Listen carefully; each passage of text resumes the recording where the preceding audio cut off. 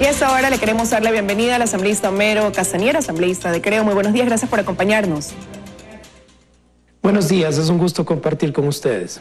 Bueno, quisiera empezar preguntándole qué sensación le dejó escuchar las comparecencias del ministro Paul Granda, de la exministra Rosana Alvarado, del fiscal Paul Pérez, dentro de estas explicaciones que como asamblea ustedes han demandado para conocer, establecer responsabilidades dentro de la fuga de Fernando Alvarado.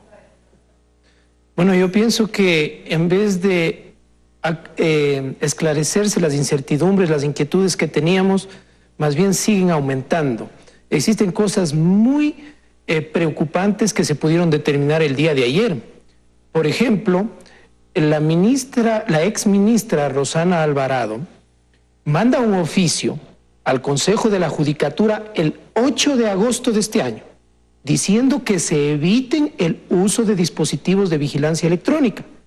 Y oh sorpresa, el 9 de agosto, un día después, el Ministerio de Justicia, que es el encargado según el reglamento de colocar este dispositivo, le coloca este dispositivo a Fernando Alvarado. Es decir, esa es una interrogante muy grande que tienen que explicarnos por qué lo hicieron. Otro tema que también no nos respondieron, yo tuve la oportunidad de hacerle las preguntas al ministro Granda.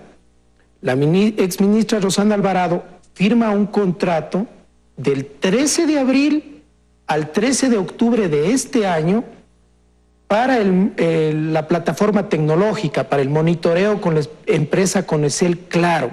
13 de octubre terminaba ese contrato, que se escuche bien.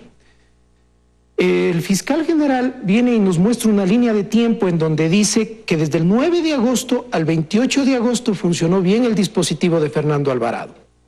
Del 28 de agosto al 13 de octubre, ahí se empiezan a disparar centenares de alarmas, incluso 245 de intento de quitarse el dispositivo.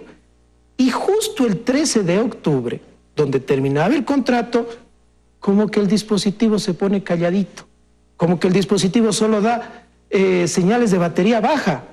Cuando le preguntamos cuál es el contrato que está vigente, porque el contrato que firmó Rosana Alvarado, el contrato 009, vencía ese día, preguntamos que nos digan el número de contrato, no nos supieron responder. Lo único que dijeron es sí tenemos monitoreo, pero queríamos saber si estaba vigente ese contrato, porque es muy raro que el mismo día que fenecía, ese mismo día el dispositivo empieza a quedarse tranquilito. Eso hasta el 20 de octubre, cuando ya se fuga y nos va dejando de recuerdo el dispositivo. Y me gustaría continuar con este análisis y dividirlo en dos. Uno, la fuga como tal. Y ahí quisiera preguntarle, tras todo lo que escucharon y tras también esas inquietudes personales, desde su punto de vista, ¿qué y quién falló en el cumplimiento o ejecución de esta medida cautelar de controlar ese uso del grillete en el exsecretario de Comunicación, Fernando Alvarado? Bueno, la primera parte yo quisiera decirle que este mensaje que se ha dado de impunidad a la ciudadanía no hace sino alterar la credibilidad en la justicia. ¿De qué vale que se presenten leyes de anticorrupción, líneas 1-800 denuncias, que se diga que se va a luchar contra la corrupción cuando el mensaje que se da es de impunidad? Es decir, los políticos roban, se enriquecen y se van huyendo del país con lo robado. Eso es la parte que nos preocupa del mensaje que se ha dado a la ciudadanía.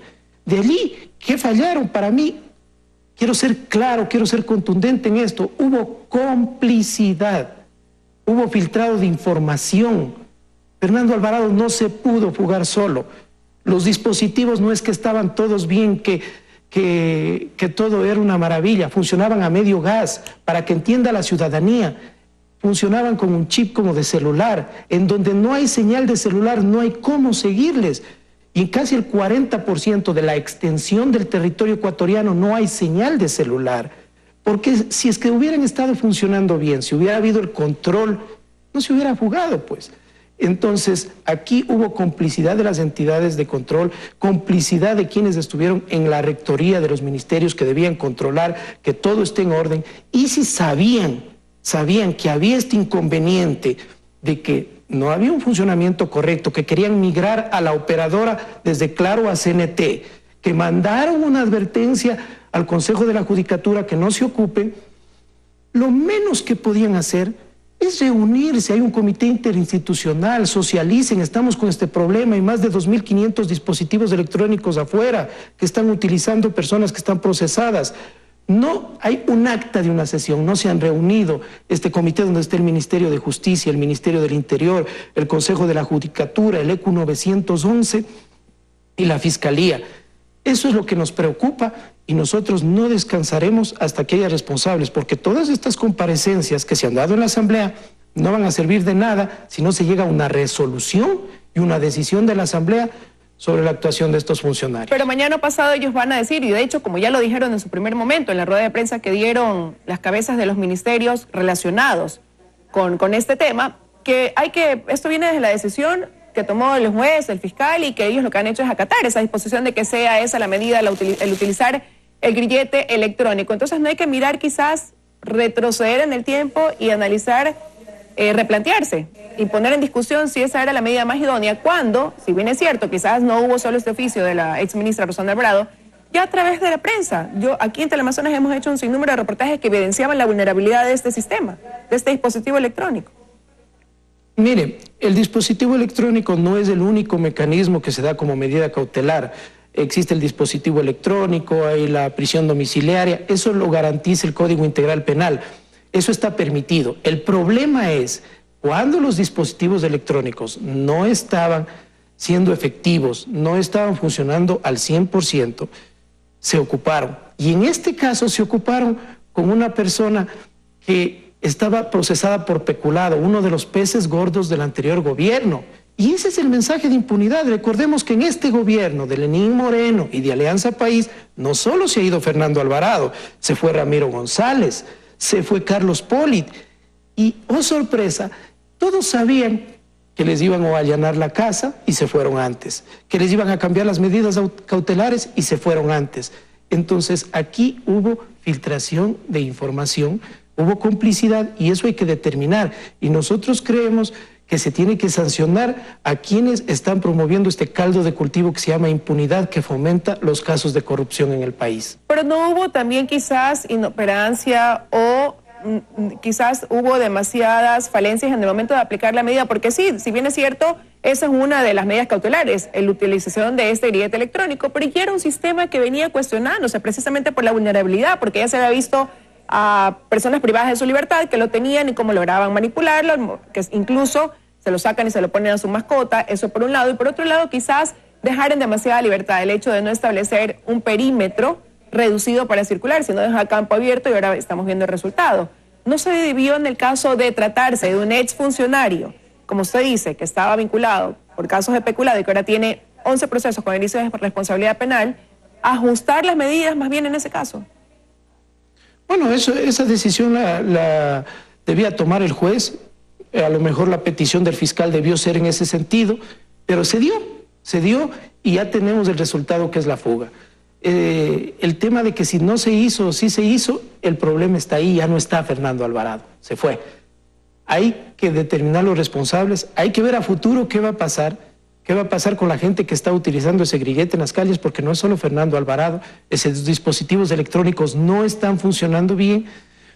Y el tema ahora, la ciudadanía, nosotros como asambleístas, como representantes de la ciudadanía, tenemos la responsabilidad de no cruzarnos de brazos y determinar cuáles fueron las acciones u omisiones que se cometieron para tener lo que estamos viviendo ahora. Ahora, más allá de lo que están haciendo ustedes como asamblea, que es recabar esta información, como usted lo ha dicho, inmediatamente se han tomado una serie de acciones. Por ejemplo, se abrió una investigación hacia 20 funcionarios que están relacionados con la cadena de monitoreo y vigilancia de ese dispositivo. Después se aumentaron 40 funcionarios más. Por otro lado, la Fiscalía ordenó allanamientos en las oficinas del ECU 911 y del Ministerio de Justicia para recabar información. ¿Se va por el camino correcto dentro de estas investigaciones o se debería dar un giro en las mismas y apuntar quizás hacia otros lados? Bueno, lo que haga la Fiscalía, el Ministerio de Justicia, el Ministerio del Interior, el ECU 911, a la interna, las acciones que tomen es responsabilidad de ellos. Nosotros respondemos por nuestras acciones. Estamos desde el día lunes, ya tenemos la respuesta de 3 de las 5 instituciones. Hoy día vamos a pedir que se nos certifique el número de contrato de la plataforma de monitoreo. Queremos saber el número y si está vigente. Eso es una situación muy grave porque, como le digo, coincidencialmente fue en la línea de tiempo el 13 de octubre que fenecía, el 13 de octubre deja de emitir las señales de alerta de que se quitaban, de que se forzaba el dispositivo. Y creemos nosotros que al final del día lo más importante es determinar los responsables y en estos procesos de fiscalización hacer las reformas y los cambios para que no vuelva a ocurrir.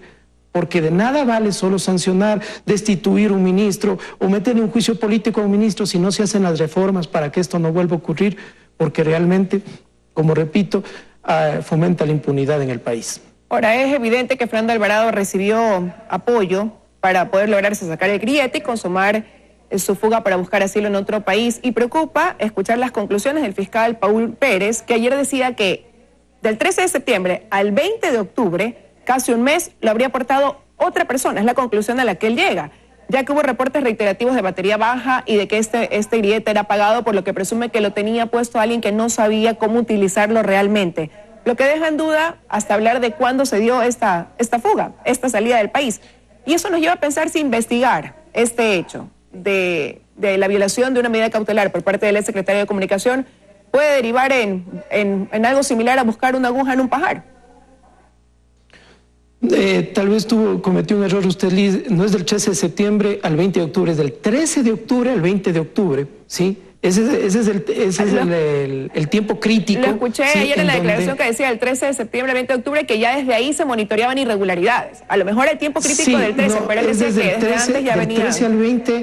Del 13 al 20 fue muy grave lo que dijo el fiscal. El fiscal dijo que se presume que ya no ocupaba el dispositivo de vigilancia electrónica, que lo tenía otra Fernando persona Alvarado, y que a lo mejor estaba provocando una distracción. Hemos oído muchos comentarios sobre eso. Ayer incluso se manifestó que los dispositivos están bien, que el problema es quienes controlan el dispositivo, las personas que están enquistadas, los correístas, la parte del otro gobierno. Mire, ese discurso ya no es fácil de creer. Los voceros del gobierno fueron parte del anterior gobierno, el ministro Granda, la exministra Alvarado, Andrés Michelena, el mismo presidente de la República fue vicepresidente del anterior gobierno. Es decir, esa depuración de decir vamos a cambiar o vamos a buscar a estos topos correístas que han dicho que están enquistados en el gobierno, eso es difícil de creer. Para tener credibilidad en una lucha contra la corrupción hay que ser coherentes entre lo que se dice y lo que se hace, porque realmente de nada vale los discursos o de nada vale hacer esta supuesta depuración o buscar chivos expiatorios si seguimos en lo mismo, si no ha cambiado absolutamente nada y siguen fugando del país sin responderle a la justicia ecuatoriana. Pero entonces, ya hablando en acciones mayores a nivel de gobierno, ¿qué debe darse? ¿Qué tipo de acción, más allá de lo que ustedes como asamblea van a hacer, que puede conllevar estos juicios políticos? En este momento en que estamos hablando de un caso tan grave como la fuga del exsecretario de Comunicación, ¿cuáles son las acciones ya en ámbitos mayores que debería tomar el gobierno? Recomendación para el gobierno, recomendación gratis. Primero, nombre un solo vocero. No es posible que un vocero diga una cosa, que otro vocero tenga que ir al mismo medio de comunicación a desmentirle o decir que no ha querido decir eso. No, hombre, un solo vocero, un vocero serio, un vocero que sea el representante de esta crisis que están viviendo. En las crisis, tener 5 o 6 voceros que vayan y que estén diciendo y contradiciéndose las cosas no está bien. Díganos la verdad, díganos qué es lo que sucedió, díganos quiénes fueron los responsables, cuéntenos si estuvieron bien los contratos, si estuvieron bien los dispositivos y no le den largas a este asunto. La gente ya no come cuento, la gente está convencida de que aquí hubo complicidad de las autoridades para que se fugue Fernando Alvarado. La gente está a la espera de respuestas concretas. Muchísimas gracias, asambleísta, por habernos acompañado esta mañana.